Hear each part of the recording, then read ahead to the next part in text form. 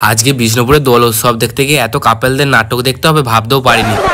দেখো প্রত্যেকটা বছর তো আমাদের গ্রামেই আমরা হোলি খেলি, তো এই বছর ভাবলাম যে চলো বিষ্ণুপুর বসন্ত উৎসব থেকে ঘুরে আসা যাক। কিন্তু দেখো এইদিকে অলরেডি হোলি খেলা শুরু হয়ে গেছে আর এখন আমরা যেতেই পারলাম না। দেখো তারপর আমি সাহেবদাকে ফোন করলাম আনতে আসার জন্য। দেন সাহেবদা চলে আসার পর সাহেবদার বাইকটাই করে চেপে পৃথিবীর সবচেয়ে বড় ব্রিজটা পেরিয়ে আমরা চলে গেলাম বিষ্ণুপুর বসন্ত উৎসবে। কিন্তু এখানে আসার পর আমাদের চোখে শুধু একটাই জিনিস পড়ছিল, চারিধারে শুধু কাপেল আর কাপেল। আজকে বস এদেরই হোলি খেলার দিন, আমাদের আর কি হোলি খেলার দিন। দেখো আমার গালগুলোতে এখনো পর্যন্ত কেউ রং পর্যন্ত কেউ মাখায়নি, কিন্তু কি আর করবো, দেখো সিঙ্গেল মানুষদের যা হয়। তো যাই হোক এখানে আসার পর চারিদিকটা শুধু